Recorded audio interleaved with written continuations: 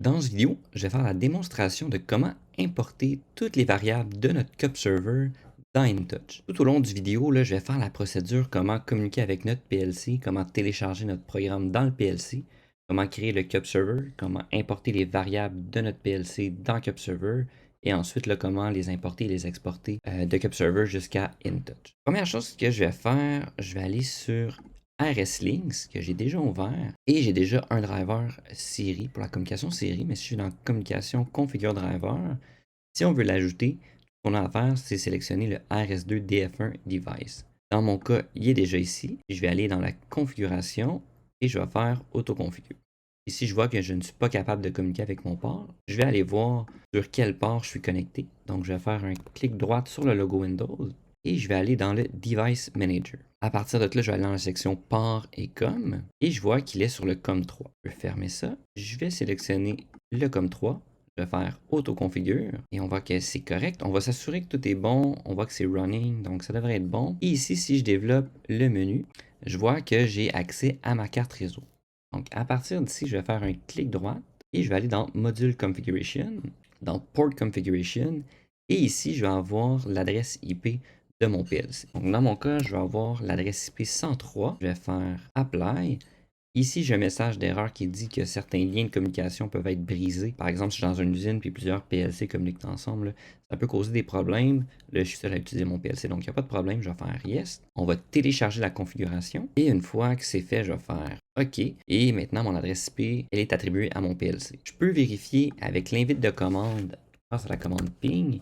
Et je vais mettre l'adresse IP de mon PLC, donc 192.168.0.103. Puis je vais faire Entrée. Et à partir de là, je dois avoir une réponse. Donc on voit que le premier paquet, il ne s'est pas rendu. Et ensuite, on a eu un temps de réception et tout. On voit qu'on a envoyé 4, on a reçu 4, pas de loss. Et on a un temps de réponse. Donc là, maintenant, si je le fais, on a un temps de réponse tout de suite. Donc mon PC communique avec mon PLC. Donc, je peux fermer l'invite de commande. Maintenant, je vais vouloir créer un driver Ethernet, donc configure driver. Ici, je vais avoir deux choix, soit le Ethernet Devices ou le Ethernet IP.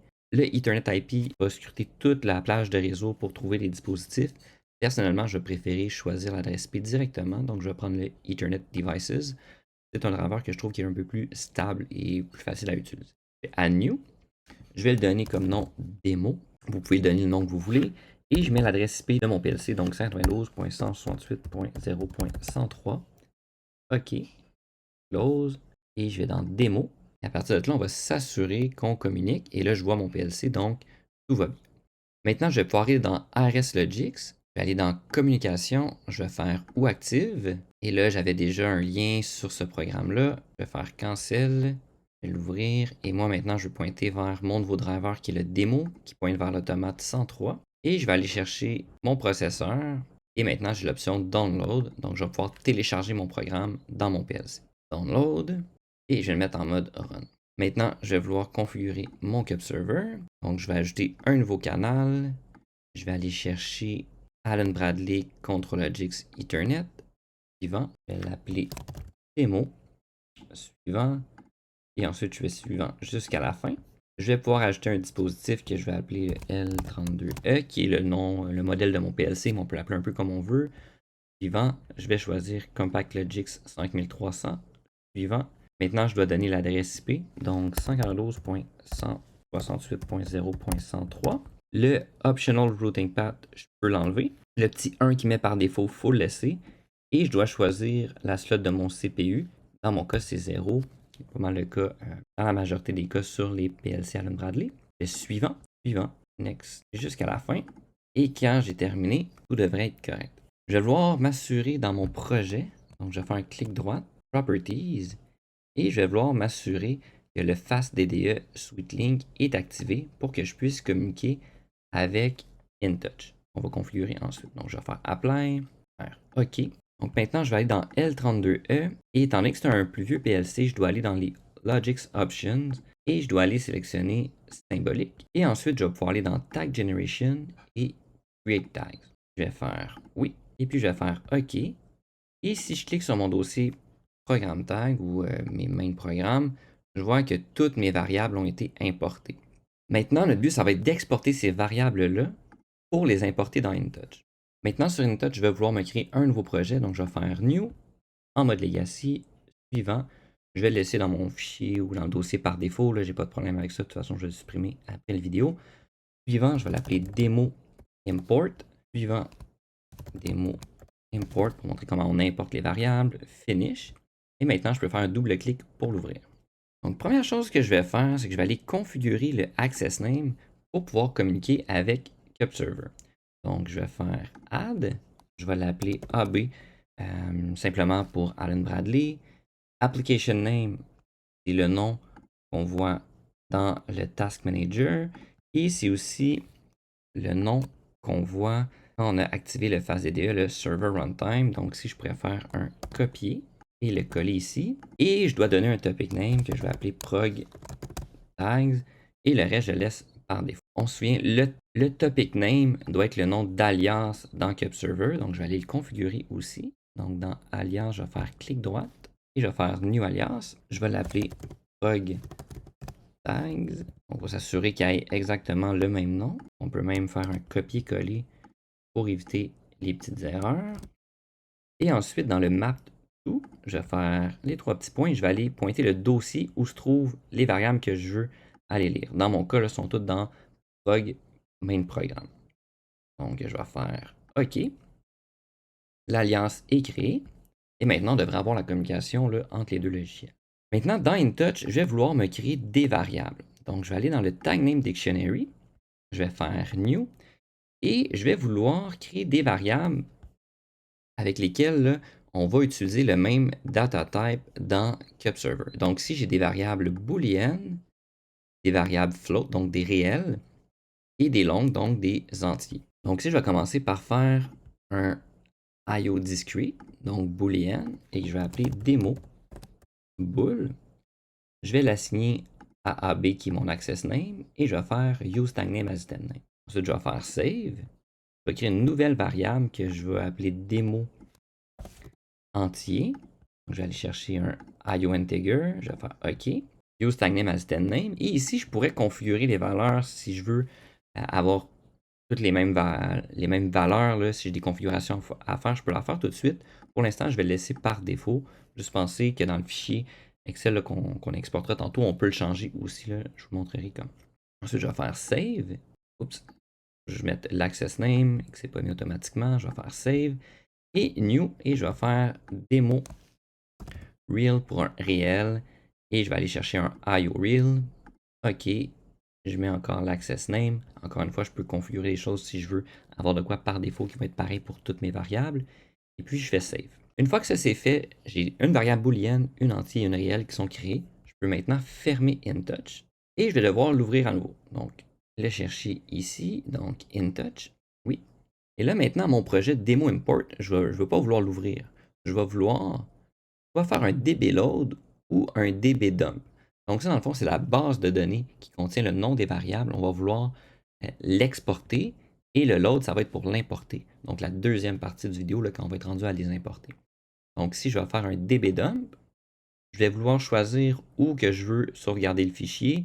Là, normalement, il est déjà dans mon répertoire là, de mon projet. Pour aller plus rapide, je vais faire les 3 petits points et je vais aller le mettre sur mon bureau, juste pour que ça soit plus simple. Je vais faire OK. Et on voit que le dump s'est fait correctement. Je vais afficher mon bureau et je le vois bel et bien ici. Maintenant, sur CupServer, je vais faire un clic droit sur mon dossier là, qui contient mes variables, le main programme. Donc, clic droit. Et je vais faire Export CSV. On va laisser le nom par défaut, donc programme, main programme. On fait Save. Et maintenant, j'affiche mon bureau. Je vois mes 2 fichiers. À partir de là, on va pouvoir les ouvrir avec Excel et les modifier sur un répertoire. Donc ici, j'ai mes 2 fichiers Excel ou mes 2 fichiers CSV que j'ai ouverts dans Excel. Je vais pouvoir fermer ça ici. Je vais tasser ça aussi. Et le premier fichier qui est ici à gauche, c'est le fichier DB, donc celui qui provient d'InTouch. Ici, si je l'agrandis un petit peu, on va voir là qu'on a notre variable DemoBool qui a été créée avec différents paramètres, le démo int, le démo entier qui a été créé avec différents paramètres, et la même chose avec le démo real qui a été créé avec différents paramètres. Donc là, ce que je vais faire, c'est que je vais juste ajouter des lignes en dessous pour que j'aie de la facilité là, à insérer mes colonnes tantôt. On va le faire pour les 3. Maintenant, si j'ouvre mon fichier CupServer, je vais voir que j'ai mes variables et j'ai les data types, mais qui ne sont pas triés selon le même type. Donc, j'ai un bool, des longs, un float, long, bool, donc qui alternent. C'est pas super facile à gérer. Donc, ce que je vais faire, je vais l'agrandir ici. Je vais faire choisir la colonne. Je vais faire sort, filter. Et là, maintenant, je vais pouvoir choisir si je vais afficher les booleans, les floats ou les longs. Donc, je vais commencer avec les booleans et je vais pouvoir copier mes variables. Donc, je vais juste copier ceux que j'ai de besoin. Donc, ça va être celui-ci. Je vais faire un copier. Je vais aller dans mon fichier Excel d'InTouch et je vais coller les variables. Grandir un petit peu la colonne. Donc, si là, toutes les variables booléennes que j'ai dans mon CupServer que j'ai voulu copier, je les ai mis ici. Donc, si je vais sélectionner toutes les colonnes et les rangées de ces variables-là en cliquant sur le numéro, donc je vais faire un copier. Et pour les booléennes, je vais faire un clic droit. Donc, c'est dans Démo Bool juste en dessous. Donc, un clic droit. Et je vais faire insérer les cellules copiées. Donc, ces cellules-là, maintenant, je peux les supprimer. Ça, donc, j'en ai plus besoin. Et maintenant, tous les paramètres de mes booléennes, je peux sélectionner les cases et le descendre tout en bas jusqu'à ma dernière variable, qui sont ici. Donc là, ici, tous les paramètres que j'ai choisis pour Demo Bool sont appliqués. Par contre, il y a une colonne qui s'appelle Item Name, qui est le nom de l'item. Donc, c'est important de copier les noms des variables dans cette colonne-là. Sinon, on va tout faire la référence là, sur la communication d'entrée-sortie sur Demo Bool. C'est pas ce qu'on veut. On veut que, par exemple, le bouton départ pointe sur le bouton départ. Maintenant, les deux colonnes ou les deux rangées avaient ajouté ici, je vais pouvoir les supprimer. Je vais retourner dans le fichier de CupServer et maintenant, plutôt que filtrer les booléens, je vais aller filtrer par exemple les longs qui est les entiers. Donc, si je vais sélectionner toutes les variables entières que j'ai besoin, je copie. Je vais dans le fichier de InTouch, je vais les coller. Je vais sélectionner toutes les colonnes et les rangées que j'ai besoin. Ici, je vais faire un CTRL X. Donc, ça va me permettre de couper en même temps. Donc, je vais faire un clic droit et je vais faire insérer les cellules coupées. Et là, ça les supprime en même temps là aussi en bas. Donc, ça me sauve une étape. Maintenant, le démo int, lui, il y a pas mal plus de paramètres. Donc, je dois aller jusqu'aux paramètres qui sont ici. Et je vais descendre tout en bas pour que toutes mes variables aient les bons paramètres. Donc, quand je vous disais qu'on pouvait spécifier là, les paramètres, le min, engineering unit, le max, on peut les changer aussi si je veux ici. Donc, par exemple, de 0 à 32 000. Moi, je vais les laisser par défaut. Puis, autre besoin, dans le programme, là, je pourrais les modifier. Ce qui est important de faire attention aussi, c'est de sélectionner tous les noms de variables. Et dans le item name, qui est ici, je vais laisser le démo int et je vais le coller. Donc, il faut pointer à la bonne place. Je supprime encore une fois les deux rangées que je m'étais ajoutées que j'ai plus besoin. Et ensuite, je répète encore une fois l'étape, mais avec les reals. Donc, je retourne dans le fichier exporté de CupServer. Je vais filtrer pour afficher les floats, donc les réels. Je vais sélectionner ceux que j'ai besoin, qui sont ceux-ci. Je vais faire copier. Je vais juste copier les noms et non toutes les rangées. Je retourne dans le fichier d'InTouch. Je le colle. Maintenant, je sélectionne colonne et rangée pour ceux-ci. CTRL X, donc couper. Et ici, je vais faire clic droit, insérer les cellules copiées, couper. Ça les supprime en même temps. Je vais aller prendre les paramètres de la variable démo que j'ai créée.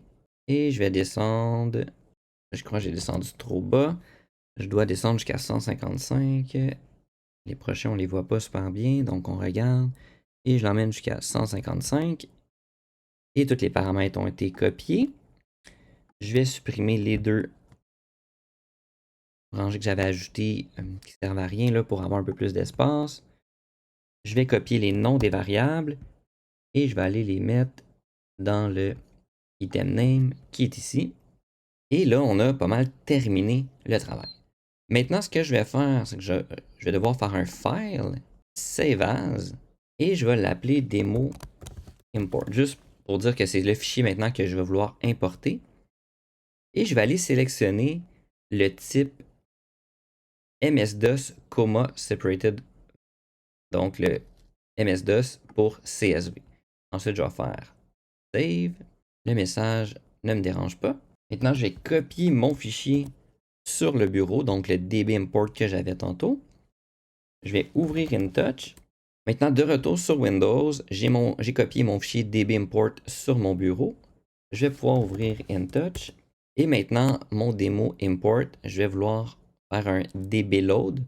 Donc, aller chercher ces informations-là. Donc, si je vais faire DB load, il me dit qu'on doit faire un backup.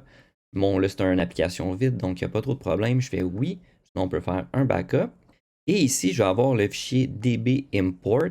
Si jamais vous ne le voyez pas nécessairement directement ici, ce que je vous suggère, c'est qu'on peut faire un clic droit sur le fichier et copy as path. Et on pourra copier le chemin ici complètement. Donc, si je le fais rapidement, copy as path. Et je vais pouvoir le coller ici. Il faut juste penser à enlever les guillemets au début et à la fin. Dans mon cas, je peux sélectionner directement ici. Je vais faire OK.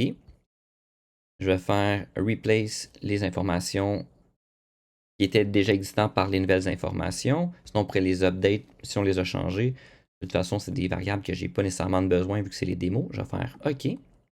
OK. OK. OK. OK. Donc, ça, c'est les variables, les démos que j'avais déjà créées. Je fais OK. Le load a été un succès. OK, je peux ouvrir encore une fois InTouch. Et une fois que c'est fait, je vais double-cliquer sur mon application. Je vais me créer une fenêtre là, rapidement ici. Je vais me créer une variable ici ou une forme. Je vais mettre une couleur de remplissage. Je vais mettre YS03A. C'est une variable que j'ai. Je vais la mettre vert ou vert foncé. Copier. Je vais faire OK. Et là, on ne m'a pas demandé de créer la variable parce qu'elle existe déjà. Je vais faire la même chose sur le tag name, mettre un toggle pour qu'on puisse changer son état. Et je vais faire OK.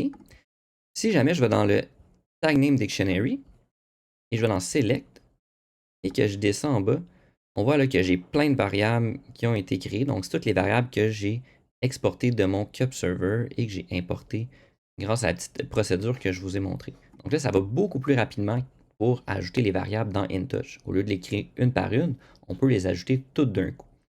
C'est sûr qu'après ça, je peux toujours créer des nouvelles variables et l'ajuster aux besoins. Donc, on a l'habitude de faire de créer des variables, ça fonctionne toujours. Mais là, au moins, on commence avec une bonne base et on a quand même beaucoup de variables de déjà ajoutées. Bon, je vais faire close, je vais aller en runtime. Pendant ce temps-là, je vais ouvrir mon PLC, le programme tag, et je vais aller voir la variable que j'avais créée. Je vais aller dans monitor, et j'ai mis YS03A, qui est ici. Si j'appuie, et on est à 1, on est à 1 ici, et à 0. Donc, si je fais un petit résumé comment importer et exporter des variables de Cup Server à InTouch, sur Cup Server, on fait simplement un clic droit, Export CSV qu'on va pouvoir ouvrir dans Excel pour copier nos variables. Sur InTouch, on commence par se créer un dossier ou un projet vide qu'on va créer nos variables démo et notre access name pour que tout soit déjà configuré. Ensuite, on va faire un dbdump. On va modifier le fichier qu'on a créé avec le dbdump que j'ai sur mon bureau ici. Et une fois qu'il a été modifié, je le sauvegarde en .csv format MS-DOS, donc le CSV MS-DOS. Et ensuite, je vais faire un dbload dans InTouch sur mon application avec ce fichier-là. Et on va importer chacune des variables.